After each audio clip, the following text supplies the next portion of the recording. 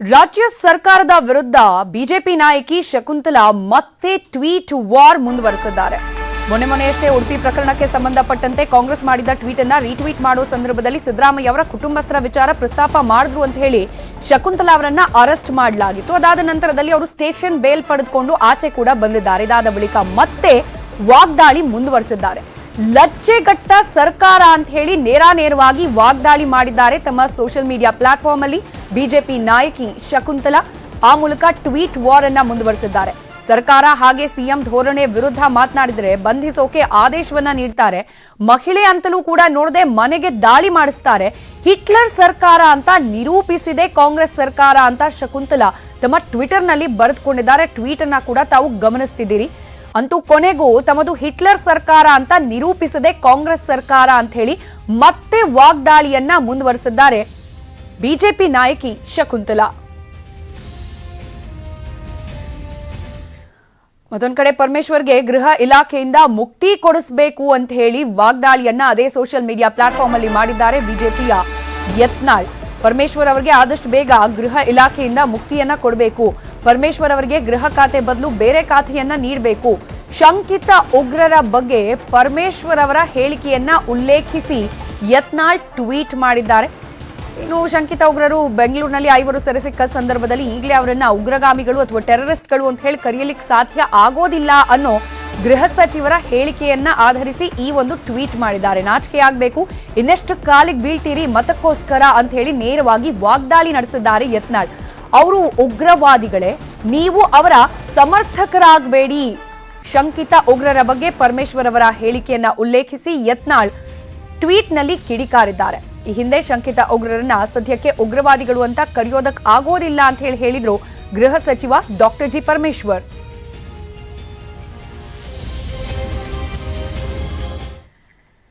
ಐವರು ಶಂಕಿತ ಉಗ್ರರು ಸೆರೆ ಸಿಕ್ಕ ಬೆನ್ನಲ್ಲೇ ಬೆಂಗಳೂರಿನಲ್ಲಿ ಅಪಾರ ಪ್ರಮಾಣದ ಸ್ಫೋಟಕ ವಸ್ತುಗಳು ಪತ್ತೆಯಾಗಿದೆ. ಶಂಕಿತರು ಸೆರೆ ಸಿಕ್ಕ ಬೆನ್ನಲ್ಲೇ ಈಗ ಸ್ಫೋಟಕ ಕೂಡ ಪತ್ತೆ ಆಗಿರೋದು ಸಹಜವಾಗಿ ಆತಂಕವನ್ನ ಹೆಚ್ಚಿಸಿದೆ. ಸೋಲದೇವನಹಳ್ಳಿ ಪೊಲೀಸರು ಮಿಂಚಿನ ಕಾರ್ಯಾಚರಣೆಯನ್ನ ನಡೆಸಿ ಅಪಾರ ಪ್ರಮಾಣದ ಸ್ಫೋಟಕ ತಯಾರಿಕೆಗೆ ಬಳಸುವ ವಸ್ತುಗಳನ್ನ ವಶಕ್ಕೆ ಪಡೆದಿದ್ದಾರೆ. ಮನೆಯಲ್ಲಿ ಅಡಗಿಸಿ ಇಟ್ಟಿದ್ದ ಅಪಾರ ಪ್ರಮಾಣದ ಸ್ಫೋಟಕವನ್ನ ವಶಕ್ಕೆ ಪಡೆಯಲಾಗಿದೆ. ಹೆಸರುಘಟ್ಟದ ಕಲ್ಲುಗುಡ್ಡದ ಹಳ್ಳಿ, ದಾಸೇನಹಳ್ಳಿಯಲ್ಲಿ ಕಾರ್ಯಾಚರಣೆಯನ್ನ ನಡೆಸಿ ಸೀಸ್ ಮಾಡಲಾಗಿದೆ. 2 ಮನೆಗಳಲ್ಲಿ ಪತ್ತೆಯಾಗಿದೆ ಕೆಜಿ ಗಟ್ಟಲೆ ಸ್ಫೋಟಕ ಸಾಮಗ್ರಿ. ಕಲ್ಲುಗುಡ್ಡದ ಹಳ್ಳಿಯಲ್ಲಿ ಶಂಕರ್ ಹಾಗೂ ಕುಮಾರ್ ಅನ್ನುವವರನ್ನ ವಶಕ್ಕೆ ಕೂಡ ಪಡೆಯಲಾಗಿದೆ. ಇನ್ನು ದಾಸೇನಹಳ್ಳಿಯಲ್ಲಿ ಕೆಜಿ ಗಟ್ಟಲೆ ಸ್ಫೋಟಕ ವಸ್ತುಗಳು ಪತ್ತೆಯಾಗಿದೆ. ದಾಸೇನಹಳ್ಳಿ ಕೇಸ್ನಲ್ಲಿ ಶ್ರೀನಿವಾಸ್ ಎಂಬಾತ ಪೊಲೀಸರು ವಶಕ್ಕೆ ಪಡೆದು ವಿಚಾರಣೆಯನ್ನು ನಡೆಸುತ್ತಿದ್ದಾರೆ. ಸದ್ಯ 2 ಮನೆಯಲ್ಲಿ ಕೆಜಿ ಗಟ್ಟಲೆ ಸ್ಫೋಟಕ ವಸ್ತುಗಳು ಸಿಕ್ಕಿದ್ದು ಅದನ್ನ ಜಪ್ತಿ ಮಾಡಿದ್ದಾರೆ ಪೊಲೀಸರು. ಈ ಬಗ್ಗೆ 2 ಪ್ರತ್ಯೇಕ ಪ್ರಕರಣ ಕೂಡ ದಾಖಲಿಸಿಕೊಂಡಿದ್ದಾರೆ ಸೋಲದೇವನಹಳ್ಳಿ ಪೊಲೀಸರು. 2 ಪ್ರಕರಣ ಸಂಬಂಧ 3ರನ್ನ ವಶಕ್ಕೆ ಪಡೆದು ವಿಚಾರಣೆಯನ್ನ ಮುಂದುವರೆಸಿದ್ದಾರೆ. ಕಲ್ಲು ಕ್ವಾರಿಗಾಗಿ ಸಂಗ್ರಹ ಮಾಡಿಟ್ಟಿದ್ದಾಗಿ ಆರೋಪಿಗಳು ಬಾಯ್ಬಿಟ್ಟಿದ್ದಾರೆ.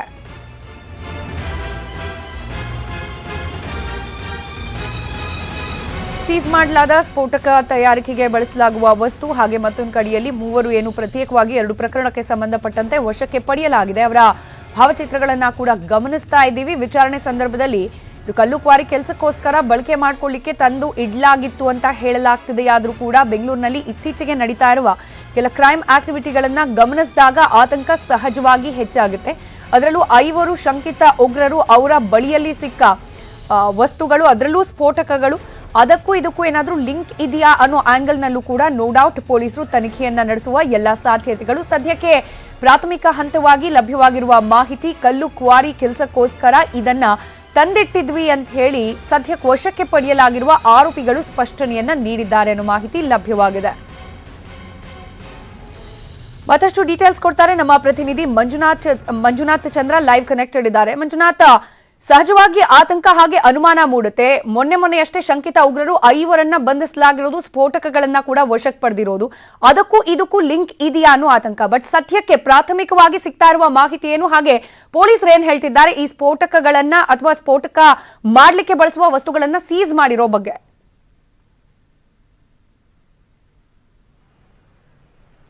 ಖಂಡಿತವಾಗ್ಲೂ ಸ್ಮಿತಾ, ಟೆರರಿಸ್ಟ್ ಅಂದ್ರೆ ಶಂಕಿತ ಉಗ್ರರಿಗೂ ಹಾಗೂ ಇವ್ರ ಅರೆಸ್ಟ್ ಏನ್ ಬಂಧನ ಆಗಿದ್ದಾರೆ ಅವ್ರಿಗೆ ಯಾವ್ದು ಕೂಡ ಲಿಂಕ್ ಇಲ್ಲ. ಸದ್ಯಕ್ಕೆ ಅದೆಲ್ಲವೂ ಕೂಡ ಈಗೇನು ಬಂಧನ ಆಗಿದ್ದಾರೆ ಶ್ರೀನಿವಾಸ್ ಹಾಗೂ ಇನ್ನ ಇತರರು 3 ಜನ ಸೇರಿ ಸೋಲ್ದೇನಹಳ್ಳಿ ಪೊಲೀಸ್ ಠಾಣೆ ವ್ಯಾಪ್ತಿಯಲ್ಲಿ ಪ್ರಕರಣ ಸಂಬಂಧಂತೆ ದಾಸರಹಳ್ಳಿ ಹಾಗೂ ಕಲ್ಲುಗುಡದಹಳ್ಳಿಯಲ್ಲಿ ಏನ್ 2 ಮನೆಯಲ್ಲಿ ಒಂದು ಕ್ಲೋರೈಡ್ ಹಾಗೂ ಬೇರೆ ಬೇರೆ ಏನ್ ಪೊಟ್ಯಾಷಿಯಂ ಎಲ್ಲವೂ ಕೂಡ ಇಟ್ಕೊಂಡಿದ್ರು, ಅದೆಲ್ಲವೂ ಕೂಡ ಕ್ವಾರಿಗಳಿಗೆ ಬಳಸುವಂತ ವಸ್ತುಗಳಾಗಿರ್ತಕ್ಕಂಥದ್ದು. ಜಿಲೆಟಿನ್ ಬ್ಲಾಸ್ಟಿಂಗ್ ಅಂದ್ರೆ ಆ ಬಂಡೆಗಳನ್ನ ಹೊಡೆಯೋದಕ್ಕೆ ಇವ್ರು ಬಾಂಬ್ ಅನ್ನ ರೆಡಿ ಮಾಡಿ ಬಂಡೆಗಳನ್ನ ಹೊಡಿತಾ ಇರ್ತಕ್ಕಂಥದ್ದು.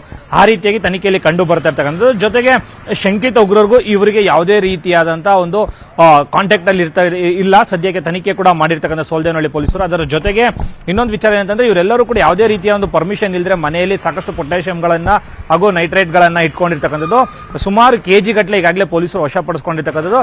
ಜೊತೆಗೆ ತನಿಖೆಯನ್ನ ಕೂಡ ಕೈಗೊಂಡಿರ್ತಕ್ಕಂಥದ್ದು. ಇವರೆಲ್ಲರೂ ಕೂಡ ಬೇರೆ ಊರುಗಳಿಂದ ಬಂದು ಈ ಬಂಡೆಗಳಲ್ಲಿ ಕೆಲಸ ಮಾಡುವಂತದ್ದು. ಕೆಲವರು ಇಬ್ಬರನ್ನ ಈಗಾಗಲೇ ವಶಕ್ಕೆ ಪಡೆದು ಅವರು ಕೂಡ ಪ್ರತಿ ಸಲ ಕೂಡ ಇದೇ ರೀತಿಯಾಗಿ ಮಾಡ್ತಾ ಇದ್ರು ಅಂತ ಕೂಡ ಪೊಲೀಸರ ಮುಂದೆ ಹೇಳಿಕೆಯನ್ನ ನೀಡಿರ್ತಕ್ಕಂಥದ್ದು.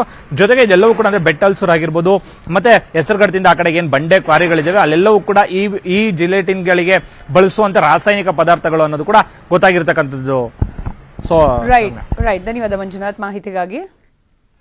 ಮಂಡ್ಯದ ಗಾಮನಹಳ್ಳಿ ಬಳಿಯಲ್ಲಿ ವಿಸಿ ನಾಲೆಗೆ ಬಿದ್ದು 4 ಸಾವನ್ನಪ್ಪಿದ ಪ್ರಕರಣಕ್ಕೆ ಸಂಬಂಧಪಟ್ಟಂತೆ ಟಿ ನರಸೀಪುರದ ಗೊರುವನಹಳ್ಳಿಯಲ್ಲಿ ಅಂತ್ಯಕ್ರಿಯೆ ನೆರವೇರಿಸಲಾಗಿದೆ. ಒಂದೇ ಕುಟುಂಬದ 3ರನ್ನ ಒಂದೇ ಕಡೆ ಅಂತ್ಯ ಸಂಸ್ಕಾರ ಮಾಡಲಾಗಿದೆ.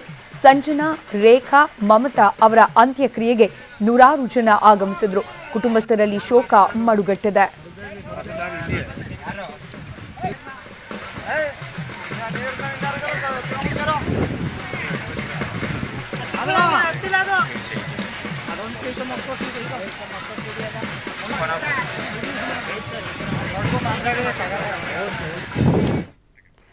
ಶತಕ ದಾಟಿರೋ ಕೆಜಿ ಟೊಮ್ಯಾಟೊ ಬೆಲೆಯಲ್ಲಿ ಇಳಿಕೆ ಆಗೋ ಸಾಧ್ಯತೆ ಇದೆಯಾ?